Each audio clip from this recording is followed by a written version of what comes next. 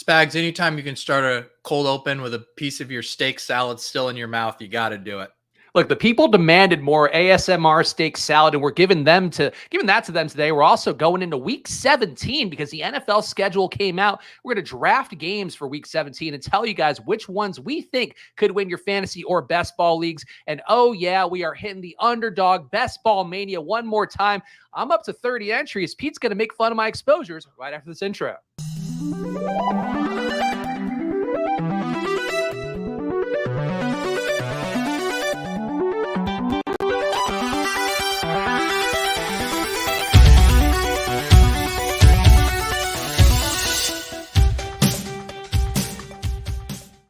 Hello, everyone, and welcome to another edition of Splash Play, the fantasy football podcast for every game under the sun. And once again, I am Chris Spags, joined by your friend and mine, Pete Overzet. Pete, tell us about the steak salad. What temperature are we cooking that steak at?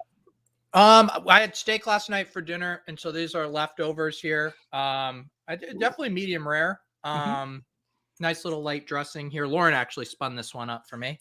Have had a very busy day running around, and so we have to multitask today.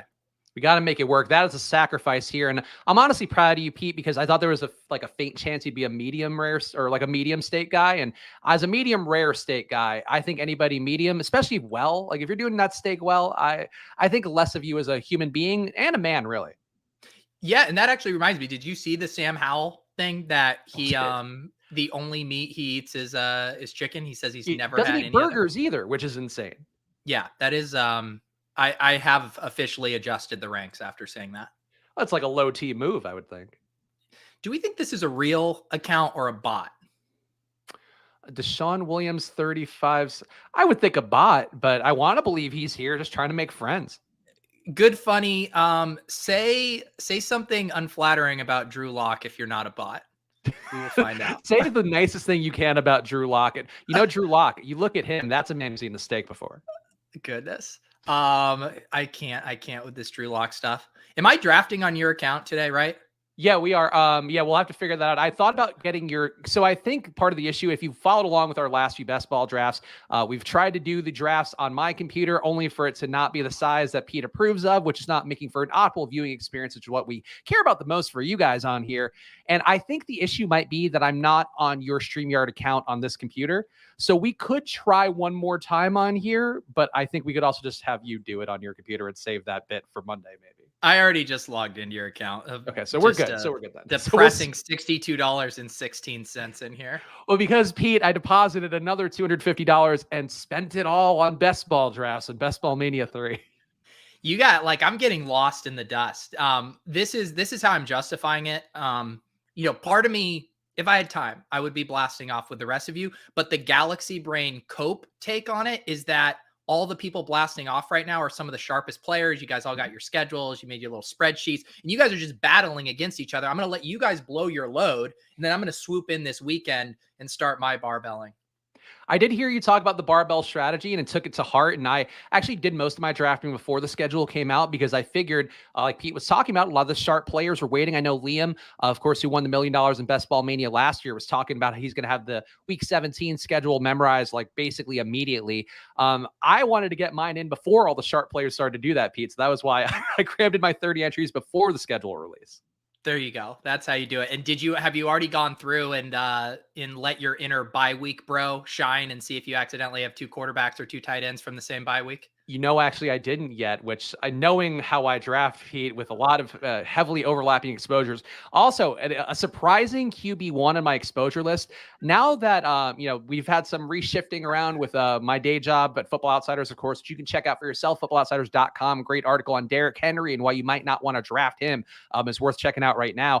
I think we're going to start putting out weekly graphics with our exposure updates just because I feel like that's a fun bit. And obviously mine have taken an interesting turn.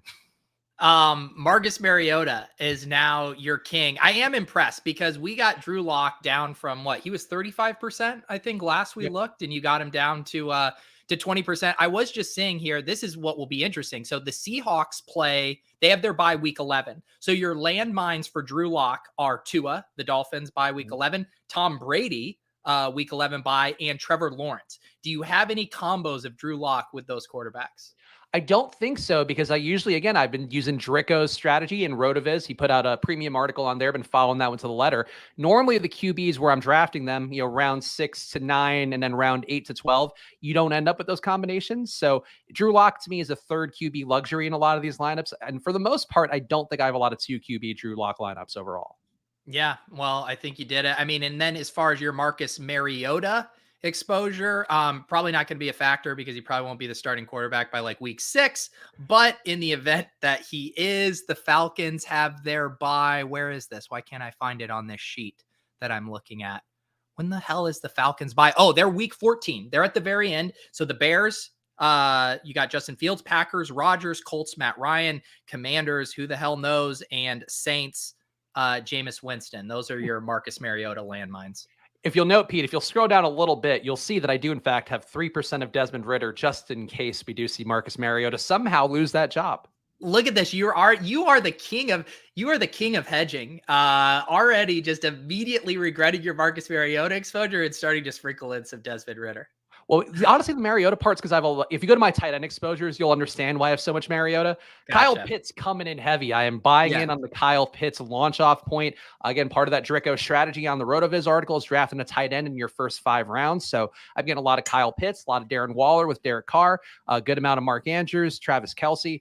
You can see my exposures at tight end. I feel like I'm the most proud, or the least ashamed rather, of my tight end exposures. I'm very much in on Kyle Pitts. I think he's a smash where he's going in the mid 3rd right now. So I definitely like that. Wide receiver, seems like this is about similar to the last we looked. You still have your Seattle Seahawks stuff. You had a little of your Philly pride show here, getting AJ Brown up there. Tyreek Hill, I think, might be the most recent late riser for you at wide receiver. Yeah, honestly, your observations, you're really retaining my wide receiver exposures pretty well. Tyreek Hill has stormed up a little bit for me. I think his ADP is starting to come down a little bit too low. And actually, a couple ADP guys I think we're going to talk about today, including Hassan Haskins. I think he should not be going in the 18th round based on the Derrick Henry 370 carries curse. But running back exposures, Pete, what do you see here? I see a 0 RB, bro. This is what I see. I mean, this is just full on 0 RB, bro. I don't think there's a single guy at the top of your list here who has an ADP under 100. Seriously, I don't think there's anyone on this screen. So you have been converted. You have been red pilled. You are now a bright standing member of the Church of Latter-day 0 RB drafters. Did you see the one tweet I put out where I drafted only rookie RBs who hadn't played a single snap? Because I was really proud of that one. And it honestly makes sense for this kind of draft in this point of the season. I did see that one, and I actually had some critiques for that. Let me actually pull that up, because I do think, trust me, we've all been through various stages of 0 RB, and I don't think this is the way to do 0 RB. Do you want me to critique it? Yeah, go ahead. So again, we've talked about, like, I do think rookie running back should be a big part of your 0 RB strategy, but they can't be the only part, because the risk you have with this is just this team having 0 chances of scoring points early on in the season. Like, you could legit be looking at 1 to 2 points from your entire running back crew early on in the season. And so I always talk my new favorite word, texture. The texture of your running back room. And if I'm going this heavy on rookies, I want to sprinkle in some JD McKissick, some Nyheim Hines, some James White, some guys that are just going to give me 7 to 8 points, let my wide receivers and tight ends go nuclear, but just make sure I'm not eating 0s, 1s, 2s early on in the season, because the thesis with the rookies is that their roles grow as the season progresses. And none of these guys have the draft capital to have just like a inside track to touches right out of the gate. So I think this is living just a little too dangerously. And I also, in a build like this, I would go for sure 6 running backs in a build like this, and stop at 2 tight ends with Waller and Njoku. So I will say that's the one place I screwed up, was I did have an auto draft tight end. I think Njoku was not one of my actual choices, but I was going in between meetings. I've basically been doing drafts when I have an hour-long meeting, which is not the best approach, I'll say. But, for some of the stuff this week, that's what I was doing. So I missed getting the 6th running back. I probably would have taken a Hassan Haskins type, not to keep mentioning him as the guy, but another rookie.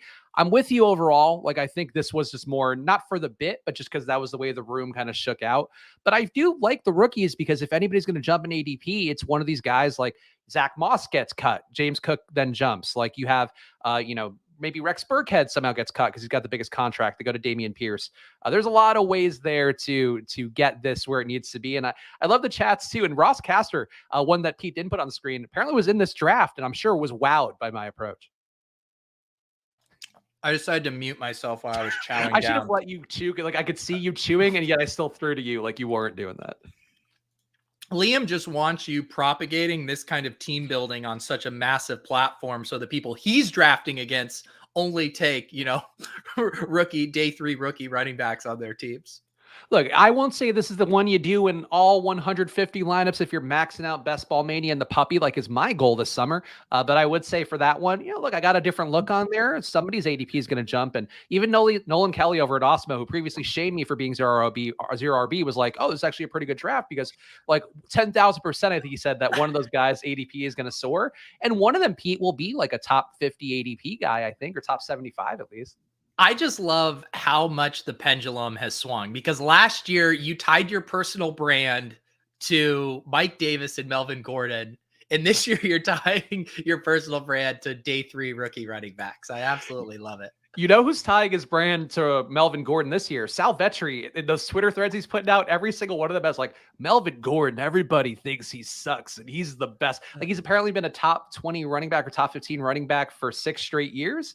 And yeah, it's funny that Sal is now taking that mantle from me, and I'll gladly give it to him, even though I wish I were getting the 3,000 likes for a Twitter thread that Sal's getting these days. Yeah, what do you should do, Spags, do a Twitter thread like that, but on all the rookie running backs.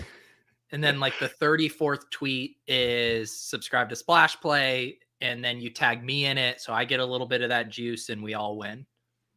I'm surprised you're not doing parody Twitter threads because there's a lot of fantasy football Twitter right now that's doing those just because it's an engagement farming kind of thing that works and it does theoretically provide some value. Actually, regular social media people too are doing that, but I'm surprised you haven't done a parody one where it's just you doing snarky comments for a 20 tweet thread. What if I told you I have a video coming out early next week and the title of the video is "Should I Become an Engagement Farmer?" And what if I told you you even make an appearance in it? Ooh, then your engagement must be spiking for that one, I would hope. Yeah, so that's my little tease. Today on the Deposit Kingdom YouTube channel, I dropped FF Guru Dynasty Pete's top 12 dynasty rankings. And yes, the other video is being edited right now. It should be out sometime early next week. But yeah, this is going to be my official comment on the engagement farming meta. And I'm very excited to share it with everyone. Make sure you are subscribed to the Deposit Kingdom channel. Of course, Pete putting out some short form content on there that's highly produced and worth your time. I check it out myself. And also subscribe to Pete's channel. Subscribe to the Splash Play channel as well, because now that I have more resources coming Splash Play's way, we're going to make sure that we're putting out quality short form clips on there as well from these episodes coming up. So go follow both, subscribe to both, and of course, follow at Peter Overzet, follow at Chris Spags, and follow at Splash Play Pod on every platform out there: Instagram, TikTok, Twitter. We're posting some show clips, posting the shows themselves, and maybe retweeting some things here and there. So go follow at Splash Play Pod for both. Pete, real fast NFL news, and we can do a quick draft of our Week 17 schedule here. Jerry Jeudy charged with a second-degree criminal tampering with a domestic violence enhancer, which makes it a misdemeanor. His ADP was already dropping heavily in some drafts I saw yesterday. Tim Patrick also seemingly going up, even though I would think this might be more of a KJ Handler benefit and definitely a Courtland Sutton benefit as well. But overall, Pete, Jerry Jeudy, I think you got to expect some discipline coming here. But any thoughts overall on how you would approach him? Yeah, I mean, I'll say right away, I think his price was a little steep as is. And I had definitely already taken a couple cracks at him. I believe he was going around like the 4 or 5 turn before all of this. But I think there's a lot of assumptions being made about Jerry Jeudy. He kind of reminded me a little bit of like the Brandon Ayuk situation last year, where it's just like, this younger player on an ascending offense that we maybe fall in love with a bit too much. And just knowing like we have a new quarterback, we have a new coaching scheme, we have new players in the system. There are really good wide receivers and pass catchers here in Sutton, Hamler, Tim Patrick. Like they're very deep there. They had the rookie tight end, Greg Dulcich, who's a solid pass catcher. So I guess that's my way of saying, I don't know how much upside there was for Judy even at that like round 4 cost. So now I'm actually kind of interested in scooping up some shares as the market, reacts to this news. And we're going to see this all summer. I mean, all of us drafting, the market is going to be so reactive to these blurbs, to these news things. It sounded like the updates I heard on the report were that it wasn't quite as serious. I don't want to trivialize anything that ultimately happened, but just reading kind of the tea leaves on that, it didn't seem like he was necessarily headed toward a major suspension. So I don't know. It's one of those things to monitor. And if you were chasing him up into the 4th round, I think you probably should use this as an opportunity to pump the brakes. Yeah, the mid 60s ADP I saw in a couple drafts yesterday. I was like, this actually feels about right. Like Courtland Sutton to me should be going ahead of him in a lot of drafts based on the way Russell Wilson has attacked downfield before. And Judy is a slot guy. People comparing him to CeeDee Lamb. I think CeeDee Lamb's a much better play than Jerry Judy. Lamb we've seen get 10 to 15 targets here and there. So definitely some stuff to watch out for Judy. And if you're taking him at 44, where I think his ADP is right now on Underdog, you're probably making a mistake on there. But if you want to draft along with us, we're going to hit Underdog in a little bit here.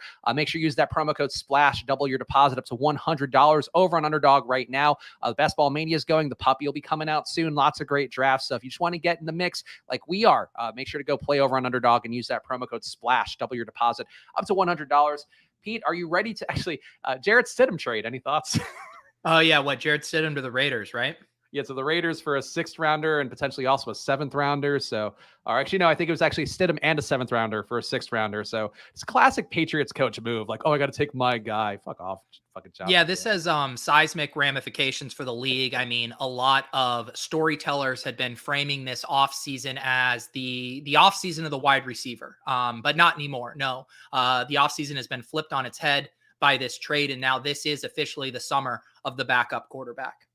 All right, so let's do our scheduled draft fast, Pete, because we took a little too much time up top, really bathing in our exposures. And I don't know if you're noticing the chat, people wanting us to take Seattle stacks now. I think whether it's for the bit because of the thumbnail, it's hard to say, but week 17, there's some interesting candidates you could see on the screen now. Pete actually chose the exact same schedule screen that I would have chosen. We didn't even talk about it. So that's how synced up we are.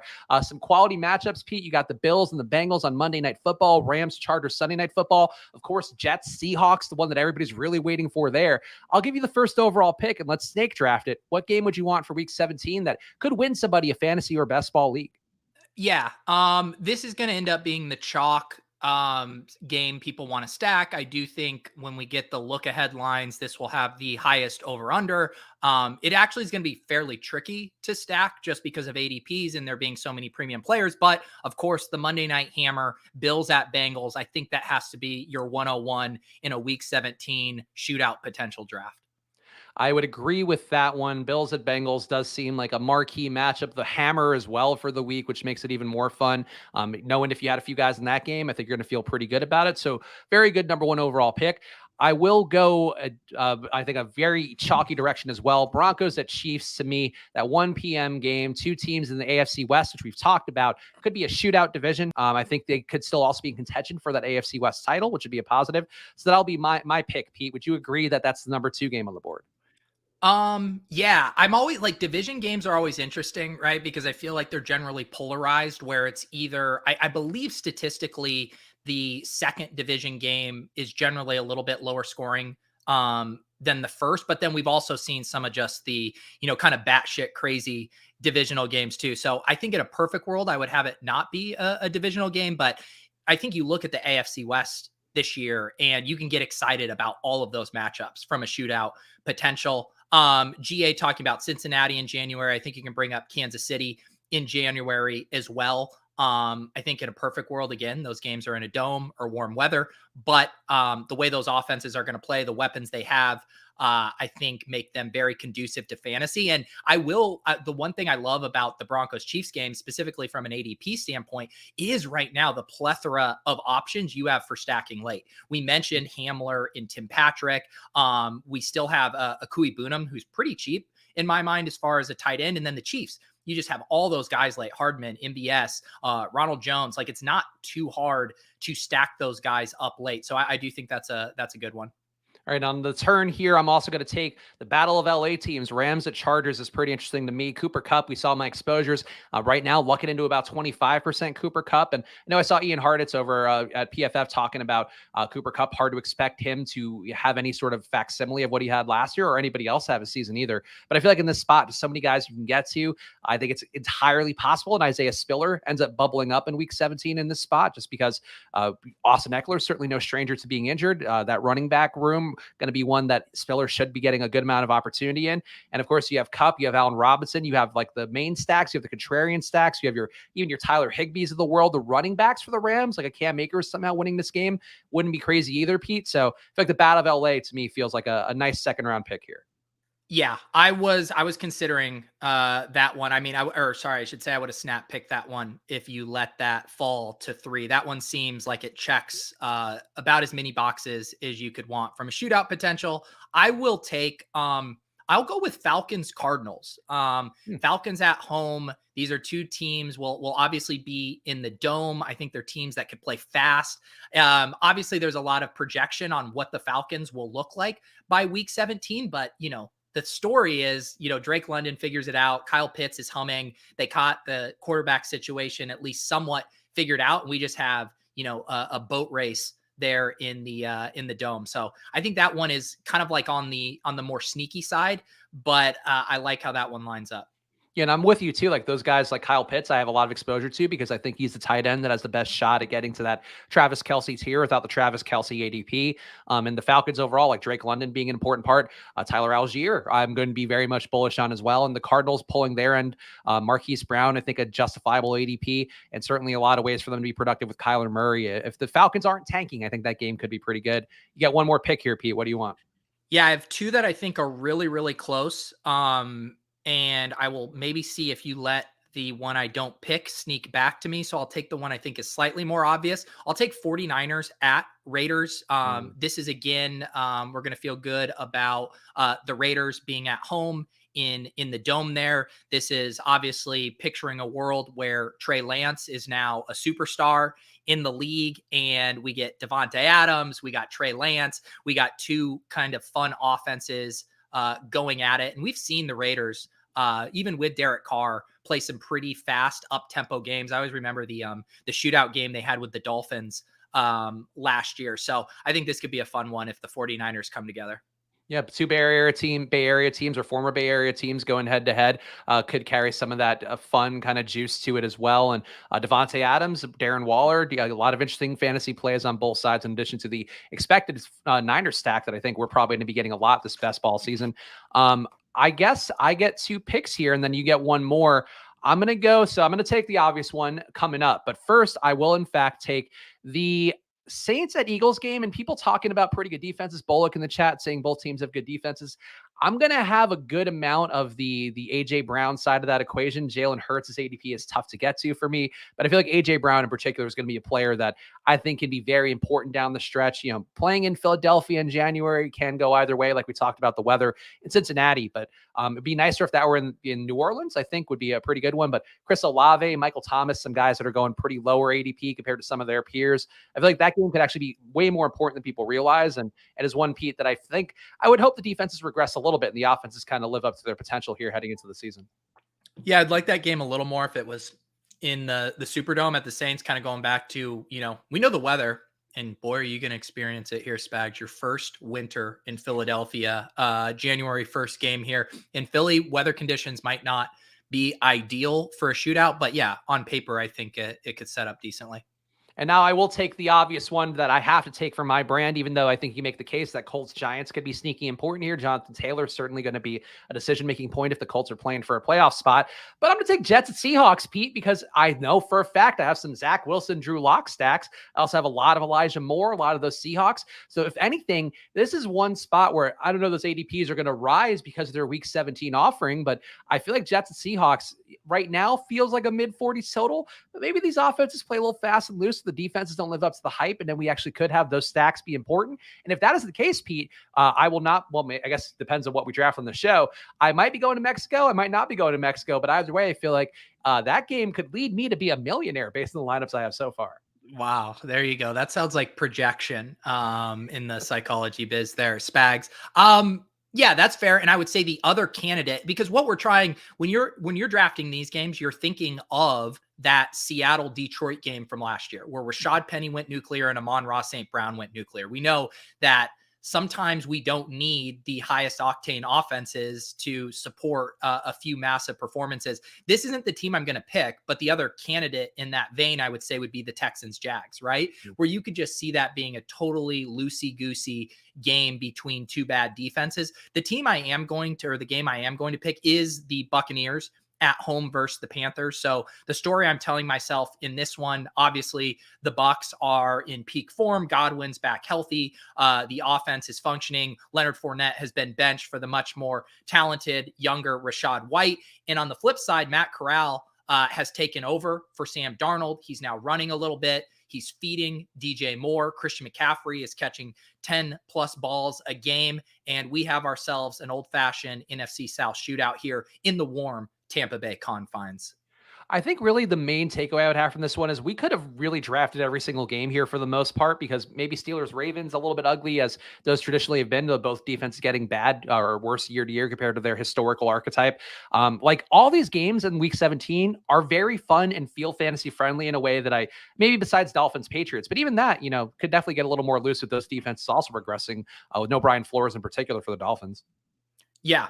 Yeah. No, I mean, that's what, when we really think, and I'm going to be talking about this more in videos and in best ball streams of like, what are the actual variables that we know for certain, the things we can control? Like we know year over year defensive performance is not sticky. It's really, really hard to predict. We do know like what quarterbacks are good, generally what offenses have potential. But when we look this far down the schedule, the one thing we do know is that in-game correlation matters. In the same way on a DFS slate, a couple of these games are going to score the majority of the points in the week. That's just generally how it goes. So to me, it's more about just like making bets on some of these games and not caring too much about where you're making those bets, because that's why I was talking about the 101. Like this Bills Bengals game is going to get super chalky. Everyone's going to want pieces of this. That's fine. It deserves to be. But what if that game sucks? Like that's option. Like the total could come in way under, where it's set at. Like that just happens. So to me, it's more like prioritizing correlation no matter what, but not getting too caught up in how confident you are where the points are going to come from. I would also say if you're going to be contrarian relative to this, and then Pete, if you want to pull up the draft so we can make some decent time on that, we can do that. So get into the Best Ball Mania lobby right now, Underdog, if you want to try to get a shot to draft alongside of us. I think honestly, the way that ADPs are setting up right now, I would bet that the Burrow, Chase, Higgins plus probably Gabe Davis portion of that is going to be overowned because of people playing for week 17. And that's one where I would say, if you are going to stack up that game, I think not that you should make your season long decisions. Like best ball is still an entire season. You got to get to week 17, but I would say I think that's going to be the chalky week 17 option, Pete. I don't know if you feel differently. Try. Took another chew break. Yeah. I mean, and the other thing is that, influencer 101 again. That game is hard to stack, right? Like Jamar Chase is going top 5. Stephon Diggs is going back into the first round. T Higgins is going late second round. Josh Allen's going third round. Like that's hard to stack that up. And not only is it hard to do, if you do hit it, like a lot of other people are going to be trying to hit it as well. And it's probably not going to be that unique. Yeah, I think your take about just, like people in the chats who were talking about Bears, Lions as well, Cowboys, Titans, Eric is asking about, I think just getting a mix of all these, like Pete's talking about, and really more than mini stacks. Like I wouldn't necessarily build full stacks you don't love around that. Jonathan Taylor here, right? Like we're not. I was just going to ask, how big of a zero RB bro are you on ship chasing on Wednesday night? I forced them to take Cooper Kupp over Jonathan Taylor, but I don't anticipate this being quite a ship chasing. So I'm good with JT. No, and also I have so much Naheem Hines. I got to take Jonathan Taylor whenever I get him, just on the chance that things work out like everybody's expecting. So people, Dylan's saying he wants me to get, will send me $25 if I take Drew Lock 1-1. That's not an ADP move, Pete. And as you know, as you've disciplined me on, I will not draft a man very much above his ADP. That's just not the right move. That's not the right move unless it's Drew Lock, whose ADP should be 300, and inherently every time you take him, it's way ahead of ADP. I think his ADP is coming up. I've seen people draft Drew Lock organically in our dynasty league. Sam Sherman was trying to blackmail me into trading for Drew Lock and then didn't take him anyway. But people are really thinking, the wheels are spinning about Drew Lock. I did like seeing that negotiation, and you just called his bluff, seeing if he could get you to trade up for Drew Lock. I mean, you should have done it for the personal brand. I mean, at the end of the day, Drew Lock is going to yield you nothing except a strong personal brand. So, I mean, you might as well just lean into it. I mean, I'm gonna keep leaning into Drew Lock, and people send me Lock emojis all the time. I'm excited to have my brand tied to his, because when he actually establishes himself as like a middle of the pack QB this year, I'm gonna look like a genius because he's gonna have one or two good games that actually are gonna be Josh Allen-esque. This is the take you don't want to hear, but I love to hear. Eric says Geno Smith revenge game week 17 against the Jets is the real pick. Could you imagine? Oh, that would be electric. Geno was pretty good last year. Like, I know Yeah. people like are gonna sleep on that because the historical, Geno bias, that he certainly wasn't great as a Jet. He was pretty good as a Seahawks backup QB. He wasn't Russell Wilson, but he was like okay. Yeah. Um, this is an interesting question from Samuel here. Is a Burrow Chase Higgins stack worth the cost? And BBM seems doubtful you would use both Higgins and Chase scores in the championship week. And that is a first and third round pick. I guess I'll push back a little bit on. I think there's certainly, I know how it went last year. It seemed like those guys were ping ponging back and forth from having big games. It was kind of reminiscent of DK Metcalf and Tyler Lockett, never capable of having a big game in the same. But to me, that feels a little more like small sample noise. I definitely think the way that Bengals offense operates and how pass heavy they are, that there are certainly games where Joe Burrow could support two pass catchers. But the part I do agree with is more just the cost.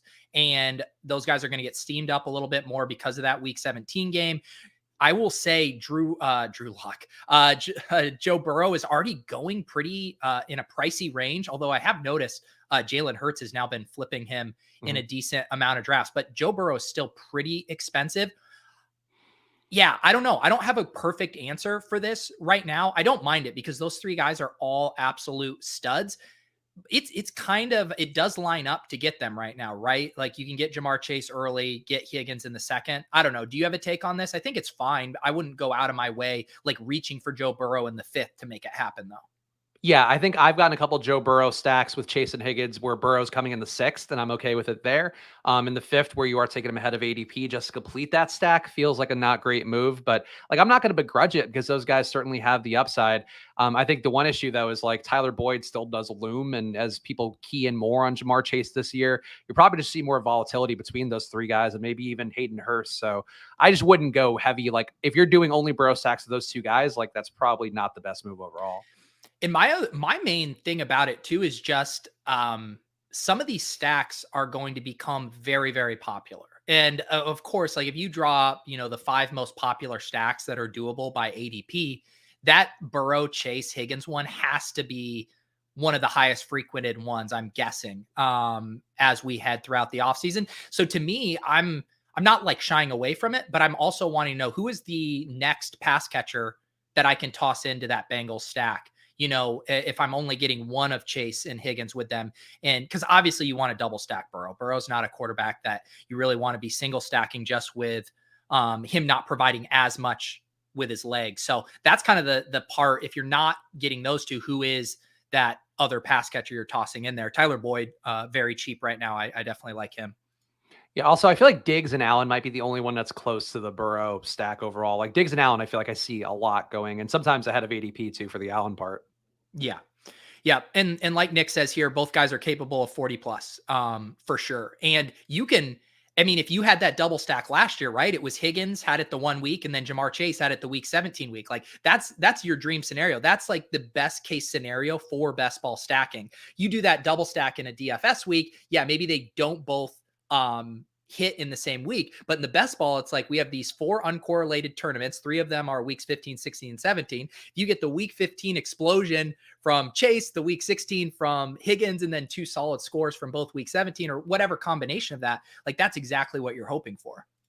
Yeah. Also, we got about 100 people in here. We're going to make the pick now. I think it's AJ Brown, right? Yes, I love AJ Brown here in this range. I I'm mean, curious what I've you been think for the turn. Yeah. So I love the elite tight end build, so I would Yeah. be happy to pile on to your Kyle Pitts exposure. I would also be fine. I have not taken an actually I forgot we had taken JT. I would prefer to just rock a true anchor RB build with JT here. Mhm. This is a slightly more wide receiver heavy room. I think I would lean toward Keenan here. I would take Pitts. I'm fine with Pitts if you want to. I'm never gonna turn that down. Yeah, I mean, like, I don't love, I think you can get them usually around 30, which has been where I've definitely been getting the most of them. But in this spot, I just feel like we got the superstar running back, we got a wide receiver who can break, everything on the season if things work out his way. Kyle Pitts, I just feel like I don't know we're going to get a tight end if we wait, and I think we might end up reaching at Hawkinson then, which I don't mind, but I just don't want to take him in the fifth. Yeah. I love the elite tight ends. I love the structural flexibility they give you. I think I saw a question up here from Dylan actually that I didn't get to touch on. He was asking about three tight ends late, which I think is perfectly viable. I mean, the whole thing with all of this stuff is letting your early picks inform what you do late. Like if you spend, like in the example of the screenshot Spags posted, I know he mentioned it was like a timeout pick, but he used an early pick on Waller and then gets Njoku, who's a respectable tight end too. Like by grabbing Waller, you have bought yourself the optionality and the flexibility to only draft two because you used early capital. If you wait until the 11th round to get your first one, like on ship chasing on Wednesday, I think we took Gesicki in the 11th or 12th, and that ended up being a 3 tight end build. So I think it's all dictated based on what you do earlier. I personally like gravitating to the early tight ends because I like having the optionality of knowing I'm only going to have to use 2 spots on tight ends. That allows me to maybe push a 0 RB build, knowing I could get to 6, 7 running backs. It allows me to push a hyper fragile build, knowing I could get to 10, 11 wide receivers. Like I just like having that flexibility. Whereas to what Spags was saying, if you get in that mid-range tier, maybe your first one's Goddard, and then you start getting in that territory of, is this a 2 or 3 tight end build? That can kind of affect your decision. So I just like having those options that the early tight end gives you. Yeah, no, I'm with you. I've been taking a lot of those anchor tight ends of the first 5 rounds. And, I really can't give enough credit to Dricko because he's informing. If I win money, Dricko will be getting a shout out on my award pendulum or podium. I guess pendulum, honestly, might be accurate as well. Also, we got about 90 people watching live. Worth pointing out here that coming right before Memorial Day weekend, we're moving this Friday stream to Thursdays just to get out of the way of people's summer Fridays. Pete's got some travel on the books. I certainly don't mind getting Fridays back. So these shows will be coming on Mondays and Thursdays starting that Memorial Day weekend. So come join us. May 26th will be when that starts. And Pete, I feel like moving to Thursdays kind of makes sense because we don't want to go up against people just driving to Cape Cod or whatever people do on a Friday during the summer. That the person you would be going up against driving to Cape Cod would be me, Specs. That's the person you'd be going up against. Well, I mean, also, like, I did think it made sense for the viewers too. Like, I don't expect people to do this on Friday Yeah. afternoons all summer long. Yeah. We got to be flexible here. And I mean, last season, during the regular season, we were going Monday, Thursday, Friday. So basically how I assume our viewers kind of plan their calendar is that they've actually left like a blank holding event on their calendar on Thursdays from 2:30 to 3:30, just knowing if we did ever switch back to that, they're still free there. So I assume it'll be fine.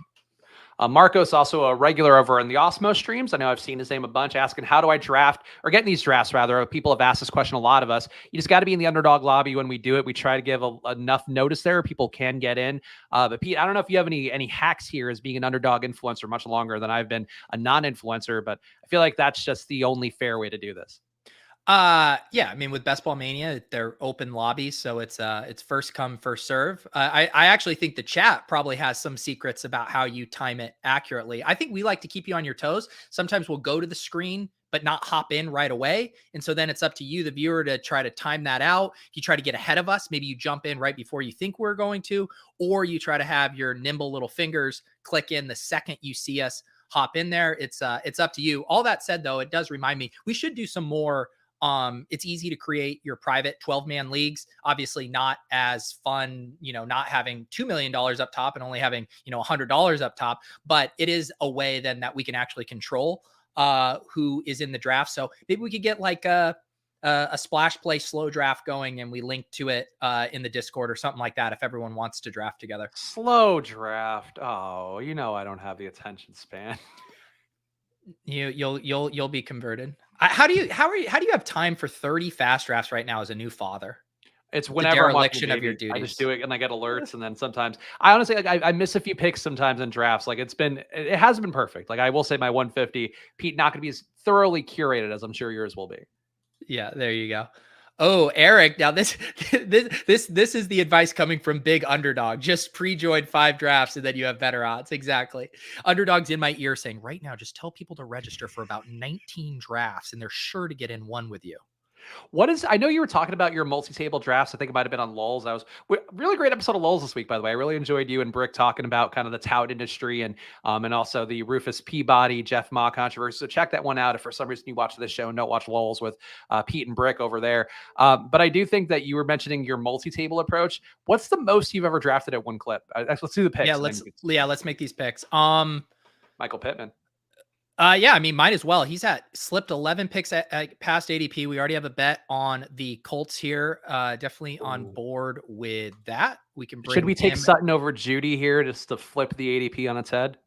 Yeah, might as well. I mean, I don't think I have a Sutton share. Yeah, let's do it. Okay. Yeah, I Bringing, normally wouldn't want to take him that much earlier ahead of ADP, but market-driven data going to be a very important thing. That's something for sports betting, and I know Pete's talked about on the ship chasing shows in particular with those guys with Corain and Gretsch about the importance of not going too far ahead of ADP. But I just feel like with Judy, like I didn't agree with that ADP anyway. I was taking more Sutton, so I'm willing to kind of flip it just for the sake of getting some more exposure.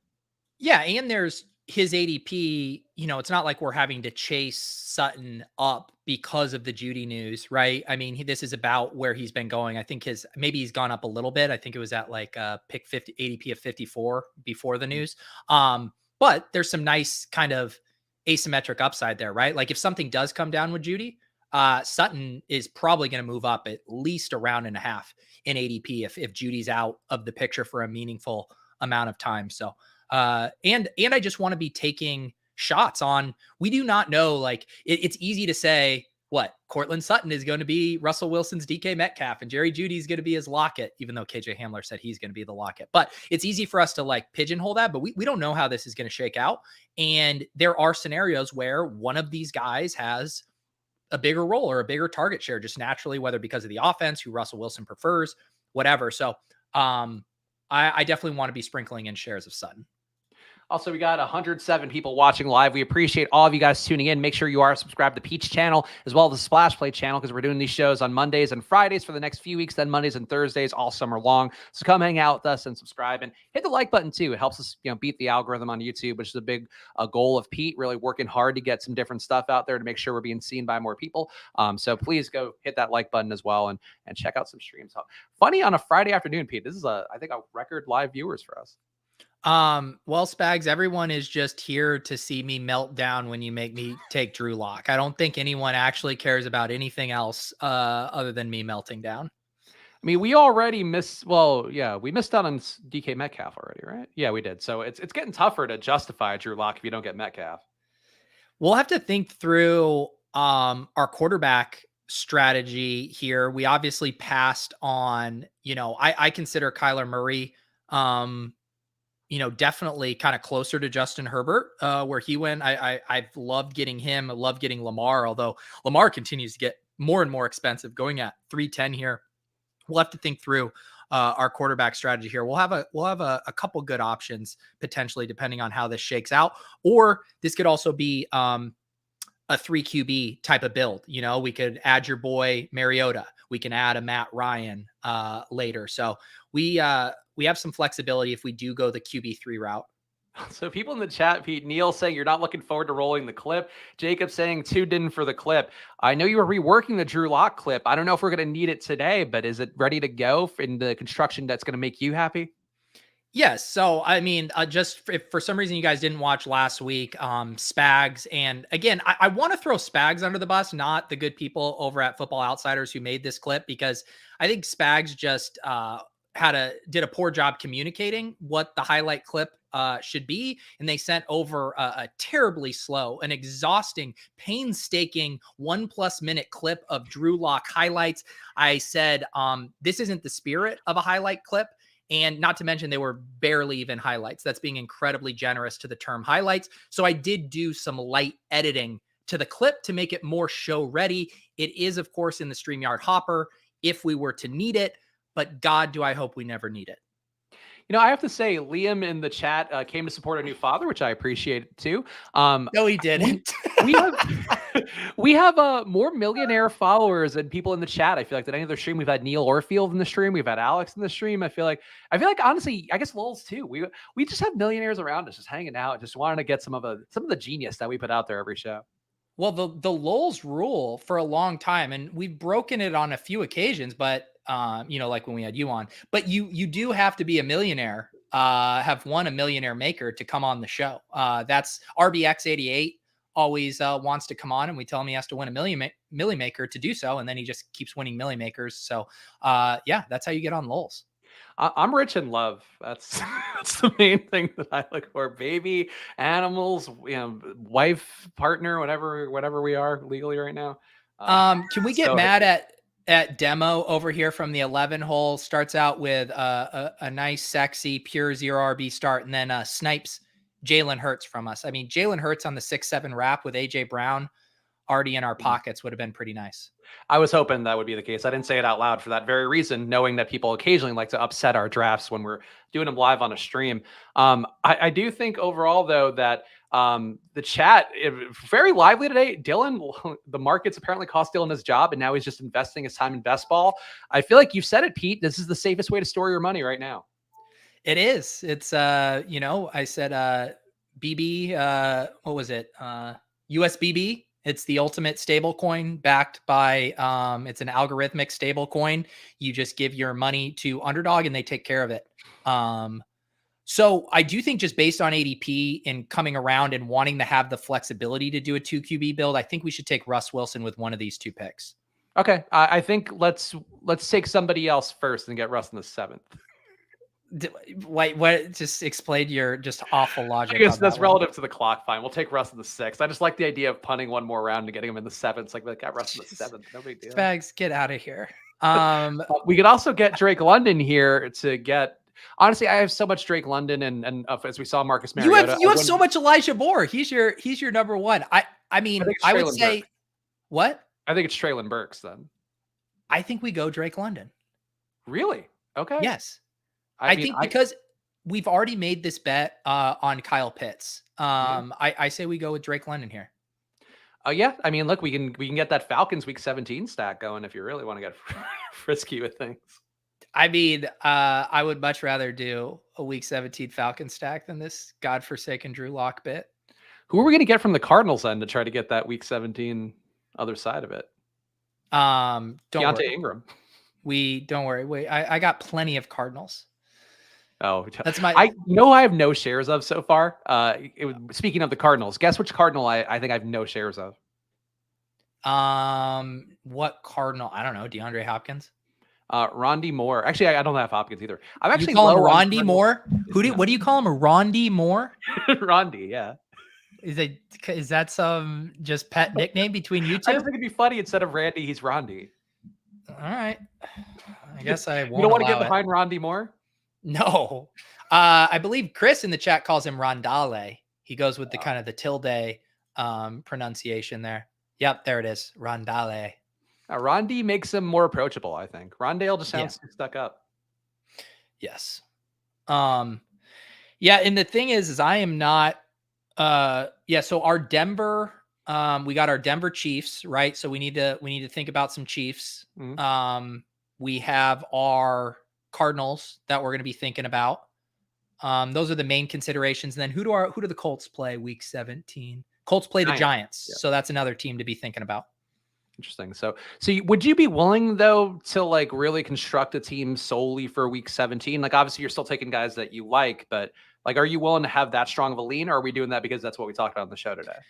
I think no, not at all. I mean, this is one of the videos I'm working on with Michael Dubner is the expected value with how much money is up top in this contest. Like all of the expected value is realized in week 17. So it makes extreme sense to prioritize week 17. And you can say all the arguments you want. Yeah, you got to get there, yada, yada. But you also need to give yourself a realistic chance to win a 470 person tournament in week 17. And I strongly believe stacking is a good way to do that. That said, I think we can get overzealous with our stacking, and I still consider it, tiebreakers. Like when you're within tiers, I think you should be breaking ties in favor of the correlation in the stacks. But it's not saying like grab Rondale at pick 7 because it gives us the correlation with Kyle Pitts, in round 7. Like we're not doing that. Then we're hemorrhaging too much value. We're giving up too many projected points, yada, yada. So I think we got to be smart about it. But man, as the ultimate tiebreaker every time.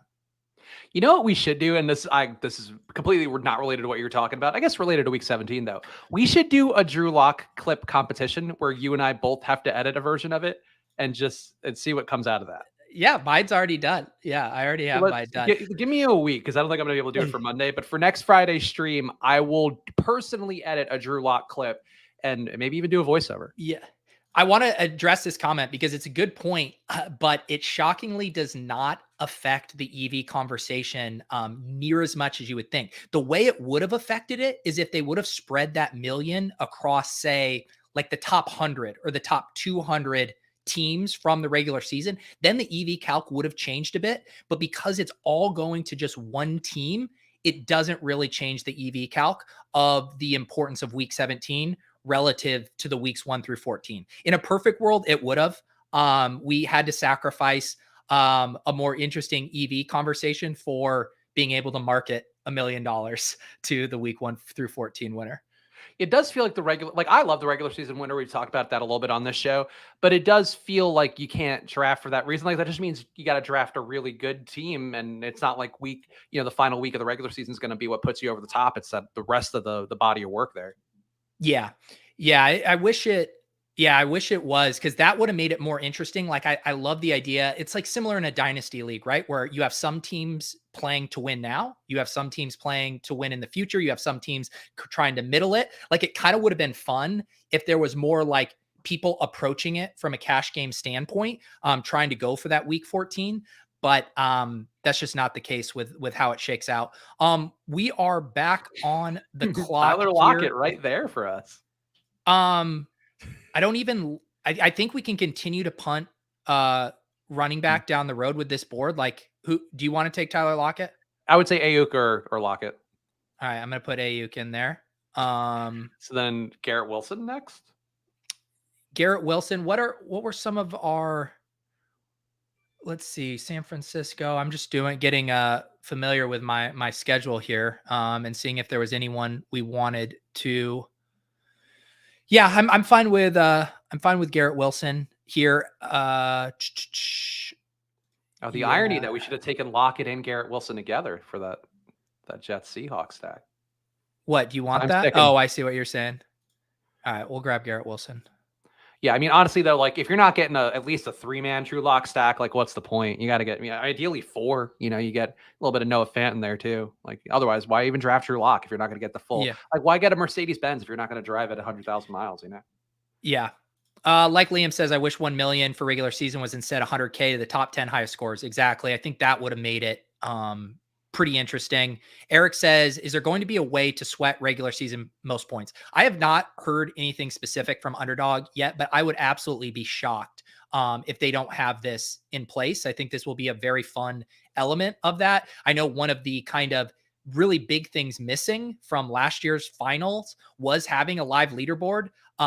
It was incredibly stressful having to share constant screenshot updates for our team because if you weren't in the finals, there was nowhere to go look at the leaderboard other than from within your account. So I actually should talk to them and get confirmation, but I would be shocked if they don't have a really good live leaderboard system this year. I mean, they should also be doing like a live stream, like blow that thing out. If you're spending that $1 million on it, or the $1 million of the prize pool, like I want to see Josh Norris and Hayden Winks and Tuxes doing full telethon mode with a thermometer going up that indicates who's going to win. I think they need to commit all the way to that bit. And it's going to be fun. It's tough with how it works for planning out a live final for best ball, right? It's not like DFS where you could qualify in September and plan out a trip, 4 months in advance. Like you find out if you're going to the finals, December 24th or 25th. And then the finals are going to be on New Year's Day. But can you imagine, like, how fun would that be, Underdog having like a January 2nd, Bills Bengals watch party there to go and sweat who is going to become a $2 million champ? That sounds pretty fun to me. I think we should make a commitment, Pete, that if either of us are live for either week 17 or the regular season finale, that we have to do a live stream of everything. What does everything mean? Just like the entire, I mean, obviously if you have other show commitments, we can work around that, but I think we need to stream. I guess Tilt Space has the first rights to that though. So I guess I might be coming a little too late to the game here, given that you guys have how sad would it be? I already know what's going to happen. It's going to be New Year's Eve. You're going to be counting down midnight as the Rams and Chargers play on Sunday Night Football. No, sorry, that would be New Year's Day. Thursday would be December 29th. Yeah, it's a lot of families and relationships are going to be stressed around this time because week 17 DFS sweating $2 million.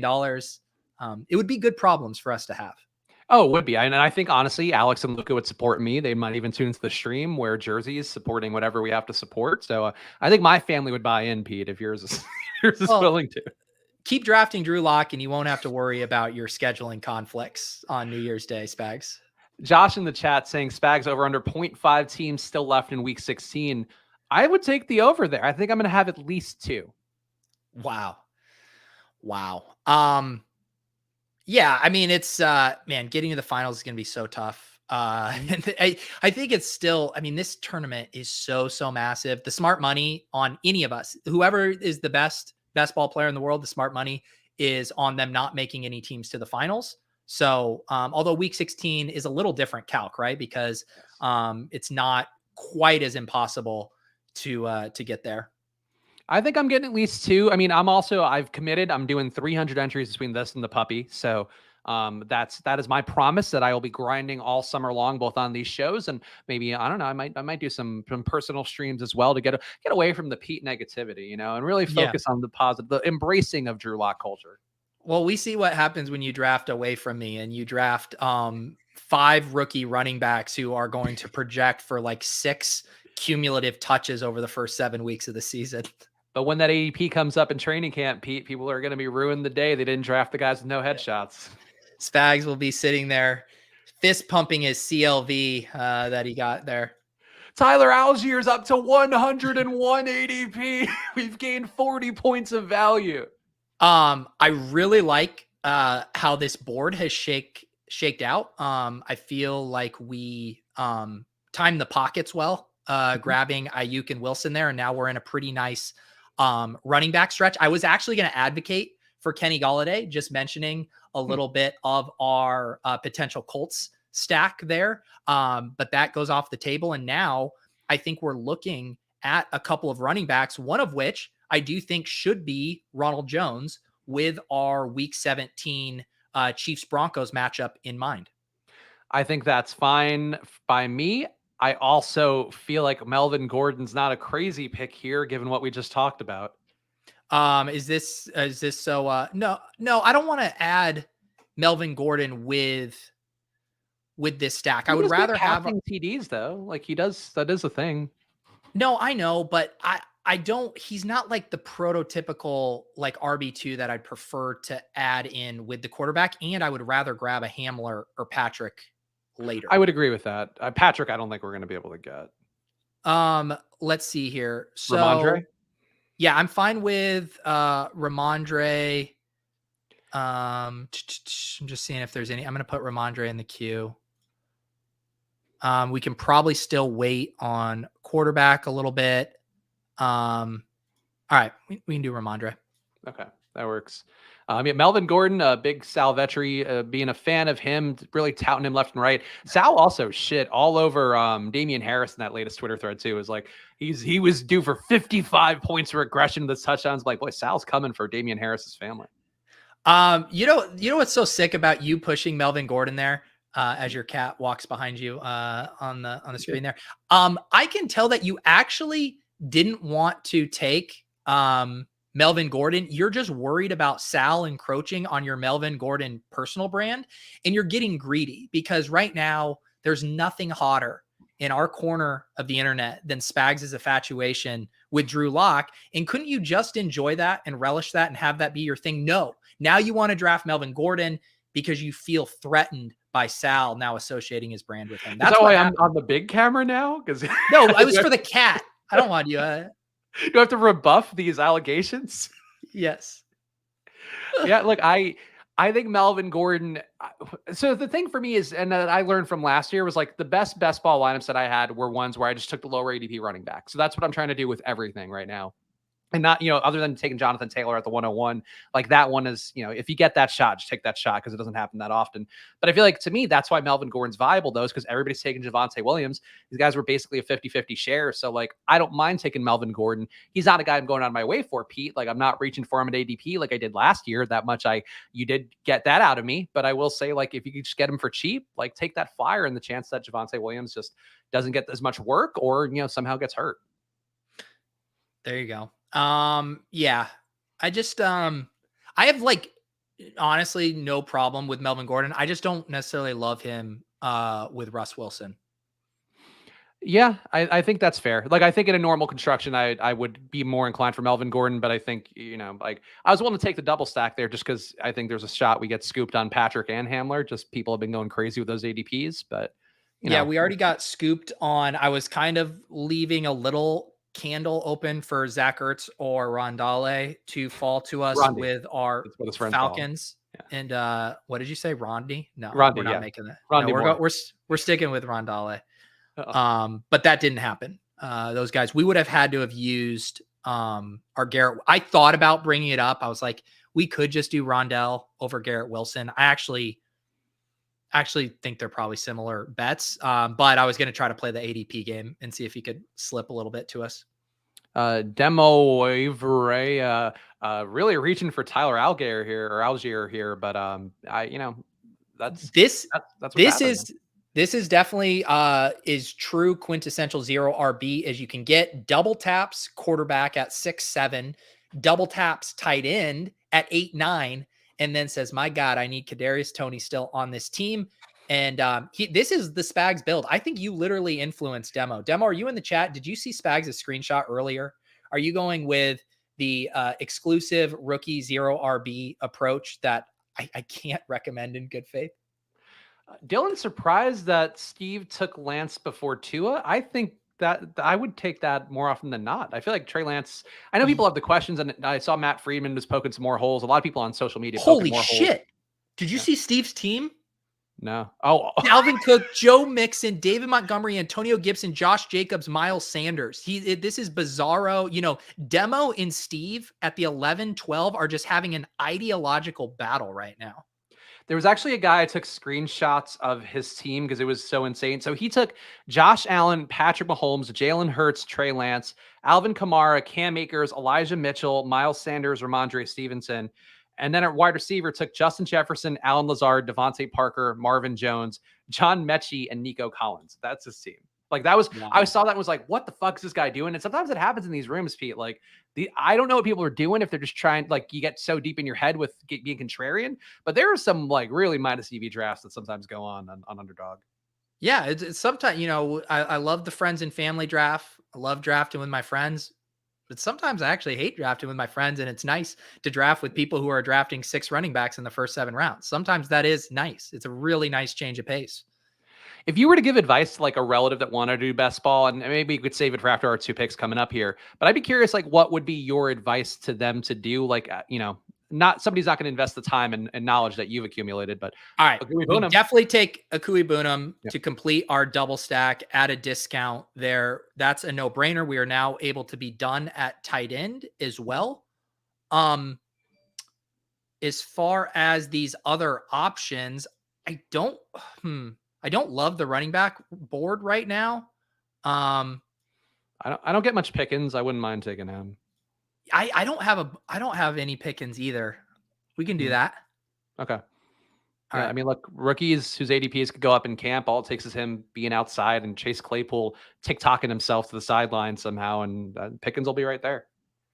And now we are set up. We have tons of different quarterback options. We have Wilson, we have Ryan, we have Pickett, we have Mariota. So like we can kind of pick our spot at quarterback heading the rest of the way. And we could also, I think we could do a 3 QB build if we want. Whether that's like if we want to like push it towards the like Pickett Mariota side, I think that could be a 3 QB configuration. Whereas if we grab Matt Ryan or Zach Wilson, I think then we're safe and comfy with 2 quarterbacks. The very reasonable Kevin Tompkins in the chat saying he saw a guy taking 10 running backs and 1 QB in his Best Ball Mania 3 stream on Wednesday. That's a lot of running backs, Pete, and I hope they weren't correlated at all. Yeah, I talked about that in my first video with Dubner on the Deposit Kingdom channel. I mean, the win rates for even just taking 4 running backs before round 7 were just atrocious last year. And so my question that we kind of glazed over, but I do want to just get your take on it. And obviously your video talking about best ball approaches, like that's going to be the thing to watch. But if you're to give people one bit of advice, like that they could just take this and watch this show and go draft on a Best Ball Mania right now, what would that advice be?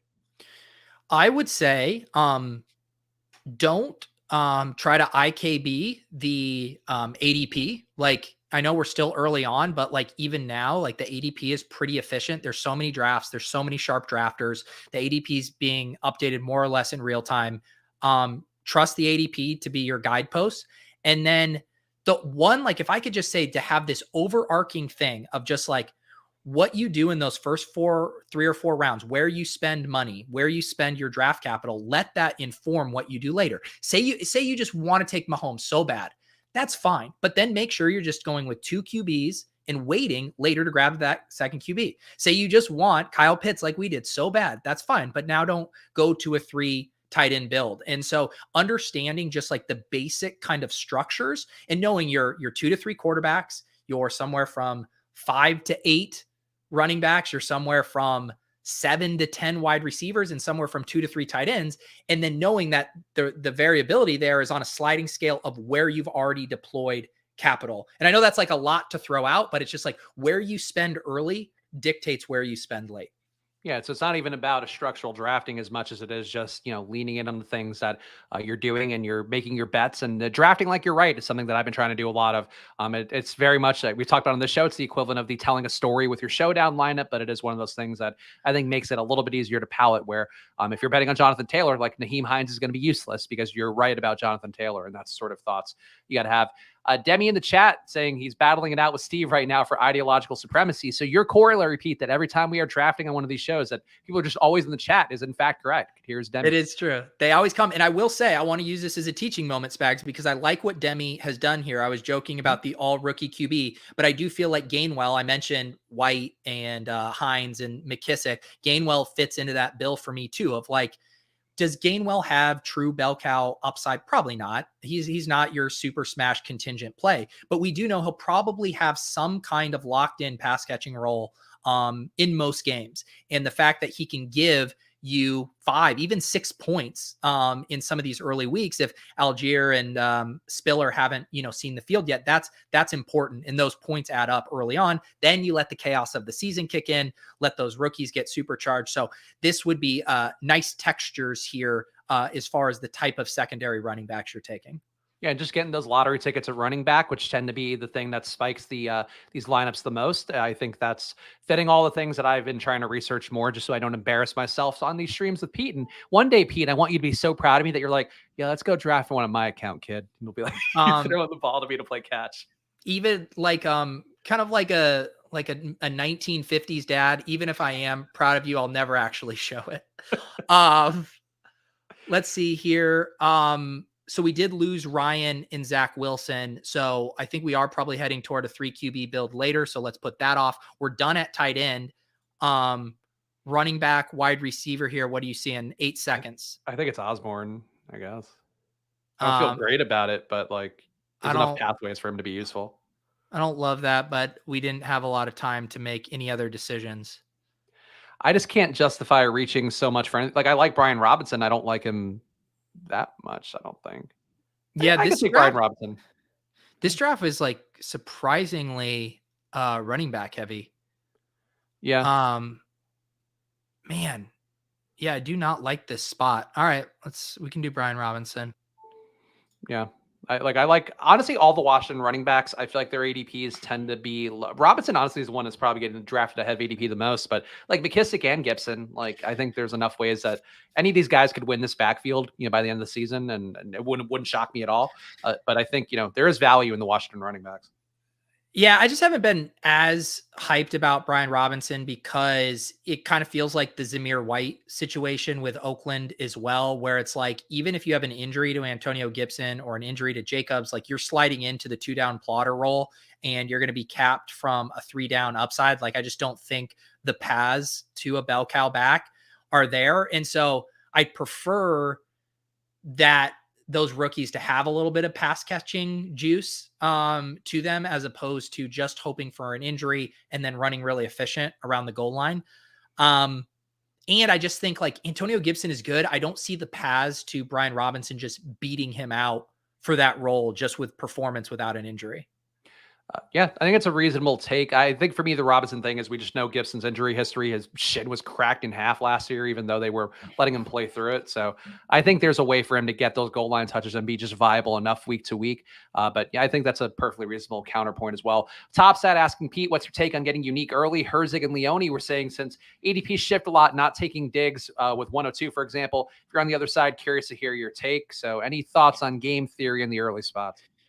Yeah, I definitely don't think it's bad. I do agree that right now, like ADP is still settling in a way that I don't think it's necessary right now. But I mean, when August rolls around, and like the prime example is the team that Eric Beimfohr and I drafted that finished top 10. We took Devontae Adams at 103. We were able to get CeeDee Lamb and Keenan Allen on the turn.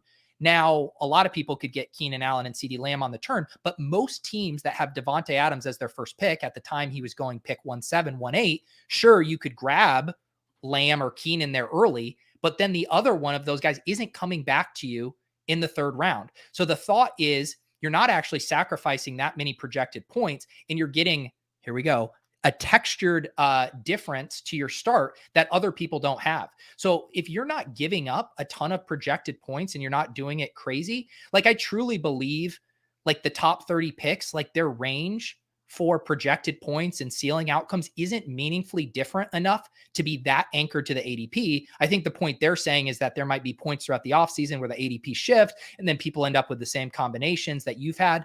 But I do think as ADP settles and we really see familiar starts and stacks happen over and over, that there is some value to mixing it up a little bit. And that's why I have no problem taking Jamar Chase 101 or Cooper Kupp 101. Like you're going to get a slightly textured different start. And are you really sacrificing that much in projected points? I don't think you are. Interesting. Yeah. I feel like I've been trying to take guys like, cause I really don't get the 2 spot a lot. So I've been taking McCaffrey if I do get there. I've been taking Taylor if I get the 101, just cause I'm not getting enough exposure to those guys normally. But I have been getting a lot of Cooper Kupp and everywhere from the 3 spot to the 6 spot. So I think that's why I haven't gone that way. And I just personally, I don't think Diggs is worth like a 102. Like what did he show us last year? Like I don't know that unless you think he's really going to positively regress to the year before, but like, I don't see how that happens with Gabe Davis and Shakir and Emmanuel Sanders still being there. Dawson Knox. I just don't think Diggs is worth that personally. The other part of this too is like we are now in a landscape, and sometimes the call is coming from inside the house where, wide receivers are going. Like in previous years, I mean, even coming off of monster seasons, I'm not sure if Cooper Kupp and Jamar Chase and Justin Jefferson would all be, top 5 or 6 picks.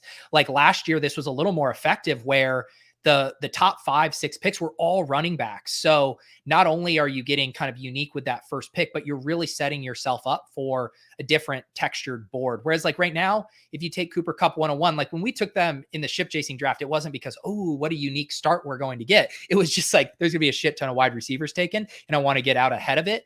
But if we see a dynamic like that settle later in the offseason, which I don't actually think it will, I have a hard time envisioning running backs jumping Chase and Jefferson and Kupp and kind of sticking there. I guess I can't really envision how that would happen at this point. But yeah, so I don't think it's quite as sexy of a fancy play as it was last year, but I still think there's merit to thinking through it. And I think those guys even mentioned on their podcast as well, like in the puppy drafts, if these are filling within a week and that ADP just stays like pretty much locked for that week, just because there's not enough news and information to meaningfully shift it, that's another place where I think having really unique starts could be very beneficial. Also, did I misspeak? Like, is Emmanuel Sanders was supposed to be coming back to the Bills? Wasn't that a news item that came out around the draft? Like that they were thinking about they were going to get him back on cheap. I guess that didn't come through. I thought Manny was gone. I thought he was coming back and they were getting rid of Beasley. Either way, I might have misspoke there. So don't account for your Emmanuel Sanders exposures. I mean, because we don't have something I feel like we absolutely have to take here, do you want to double tap Pickett and Mariota? Like, you're never going to get me off of Marcus Mariota. So yeah, sure. Why not? Pickett and Mariota. I'm just looking at like the other stuff here. If there's like anything we have to have in this build that's on the board. Yeah, I don't think so. We got fleeced at QB. I feel like people went a little too early on those ADPs. Yeah. And this works out with the 3 QB build. Pickett and Russ both week 9. We get our double stack here with Mariota, Pitts, and London, which I like when we make that big bet on the Falcons. And then we can wrap up with a 5th running back and end up with a 3-5-8-2 build that I feel decent about. So I don't want to tip what our pick is going to be, but this guy doesn't get drafted in a lot of drafts. And honestly, he might go because we're going the last pick of the 18th round. Yeah, that's right. Jameson Crowder took the Beasley role. I would say overall, like Hassan Haskins shouldn't be going in the 18th round. I said that up top. What is with your Hassan Haskins infatuation? I haven't heard this take yet. So it's worth reading the Mike 10 Years article in Football Outsiders today, like detailing Derrick Henry, and he used some Sports Info Solution numbers, which is basically the equivalent of, broken tackles per play, basically. Derrick Henry's been at the bottom of that. He also, the 370 carries thing is one of those things historically that does tend to lead to running backs getting worse. Haskins, to me, like body type wise, and this was also in a Sal Vetri thread, so it's not just me talking out my ass. Hassan Haskins is Derrick Henry. He's just not like, doesn't have the profile, obviously. But like in terms of that offense, he can play the Derrick Henry role. There's no Foreman there. Like, I think he's a guy that can be one of those guys that bubbles up earlier than the end of the season, but still definitely at the end of the season, just because I don't think Henry makes it through the season. Like, I think that's you're asking a lot for Henry to get through that just based on the historical kind of view on things. Yeah, I don't think it's an awful thesis. I think, sometimes we see, like, if Derrick Henry were to go down, I really doubt that Hassan Haskins would be the 1-for-1 handcuff in the way I kind of think like Deontay Foreman would be for Christian McCaffrey. I think Dontrell Hilliard would be involved. He was actually pretty decent last week and offers kind of like a nice compliment, a bit more of a change of pace back with Haskins. So I think it would be more of a split. But I don't mind the thought on, if you can nail, like, it feels a little like the Chuba Hubbard thing, right? Where it's like, it lines up, it's got the rookie, you take over for the injured guy taken in the first round, but then it actually happens and you're not actually in, a full bell cow role. So I worry a little bit about his contingent upside, but I don't hate the thought. He had a lot of measurables, and I just feel like based on I know we've taken Tyrion Davis-Price in these drafts. People still take a Trey Sermon. Like, there's a very obvious pathway to him. I just don't think he should be that low of an ADP if we're taking flyers on all these other guys who have, pretty insecure roles. Like even Dameon Pierce, like, is going very early. And like, I think he's still a decent pick, but I don't know, like Haskins at the last round or Dameon Pierce in, the 11th to 10th in some drafts. Like, I feel like that to me just feels incorrect. So that's where I'm going with it, is more that I could see Haskins bubbling up if like Henry just doesn't come back and, or gets hurt in training camp or something weird. Like, he would immediately jump up 100 spots. Yeah, I have two really good pick ideas for us that fit the structure and the build of this team. Obviously, we're taking a running back, and I think we could be looking at running backs against our week 17 quarterbacks that we have yet to stack. We did obviously get the Rojo bring back on our Denver Broncos, but we have the Steelers playing the Ravens, and I have a rookie running back that can actually fit some molds here for us potentially. And then also we have the Falcons playing the Cardinals. We of course missed on some of the other pass catchers, but a couple potential late running back sleepers on the Cardinals. So I think that's the direction I would be pushing us toward. There was one. I also think Keontae Ingram is a guy that just should be getting drafted higher too, just given what we know of that role with James Conner. James Conner's injury history. There's no Chase Edmonds there. Benjamin's probably too small to carry a pretty big load. Sonny Michel too, honestly. Like I know in terms of the dustier tier, I think is also viable. But like Haskins or Ingram to me, like they should be going a lot more in the 18th round.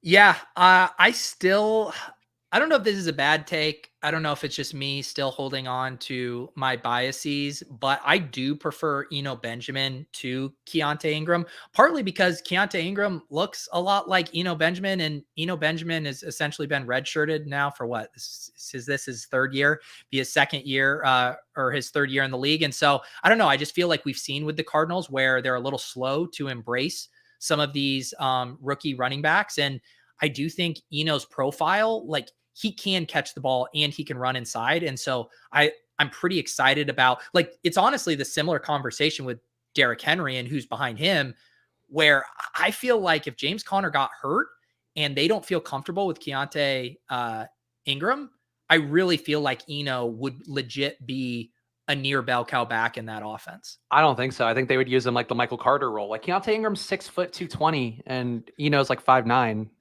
I just feel like we've seen a lot of height bias for these running backs lately. Right. And I'm just saying, like, it's with the capital that they've spent on these guys, there's nothing tying them to saving face with them, and they have to earn it. And there's a lot of risk in these rookie running backs being ready to, protect Kyler Murray out on the field.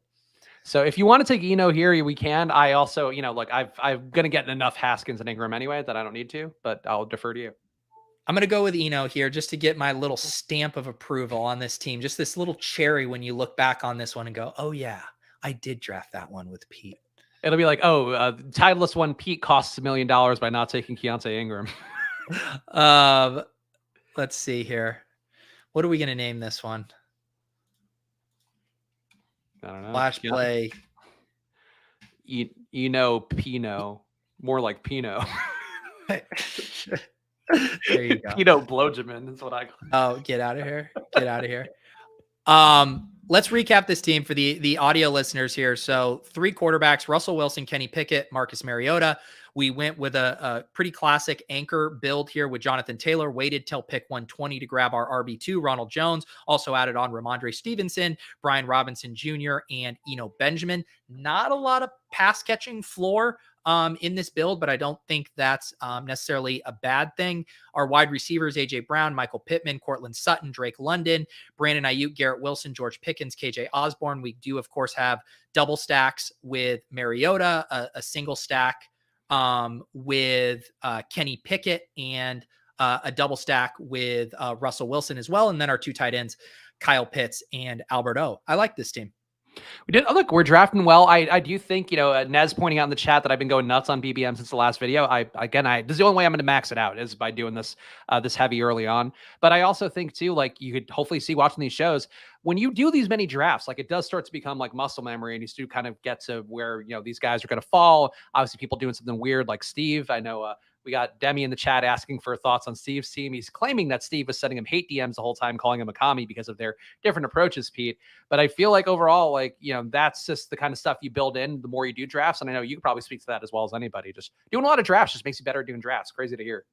It is. Let me see here. So Demi ended up with a 2.682. I like this a lot. I think this is how you do 0 RB.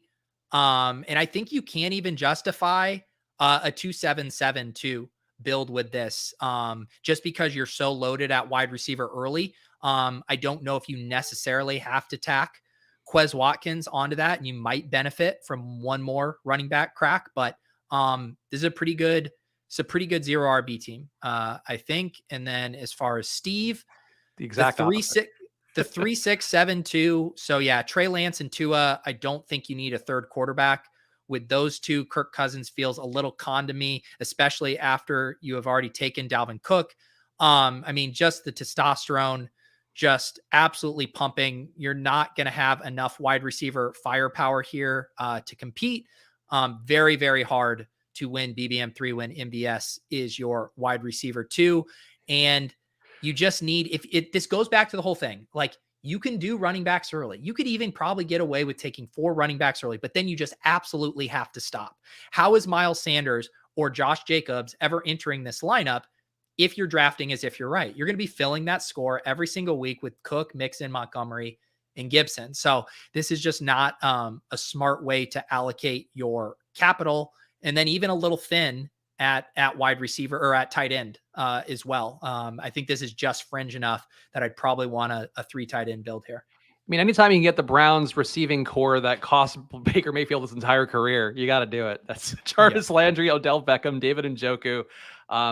Yeah, I don't get what Steve was going for here, but you got to admire being contrarian. If you're going to be contrarian, go like that, right? That's right. Fun show and fun draft though. I like it when it's like a hybrid friends and family, so we can get a Steve crew, popping the high tea pills and, just get a few different philosophical strategies going here.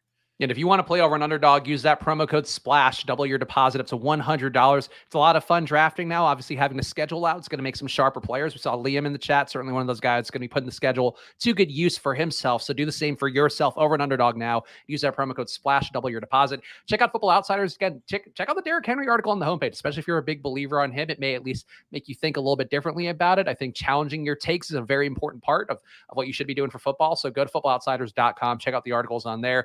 FO Plus, the premium subscription packages we're ramping up behind the scenes on for. I'm very excited what we're going to do.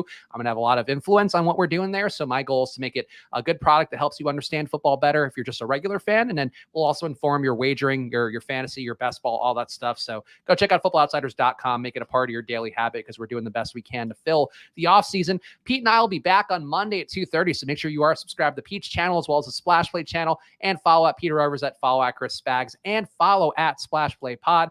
Pete, any final words for you before we call it quits? Yeah, check out FF Dynasty Guru Pete's top 12 rookie ranks over on the Deposit Kingdom YouTube channel. If you haven't yet, I will also be back Monday morning to do a Best Ball Mania draft for Best Ball Breakfast at 10 a.m. We'll have the Fantasy Life newsletter out as well, looking at more of the schedule stuff. And then Spags and I will be there at 2:30. So gonna, chill this weekend, and then we'll be back at it on Monday. Yeah, the grind never stops here on this show. So come hang out with us on Monday at 2:30. We'll see you guys then. Enjoy your weekends and good luck in whatever you're doing.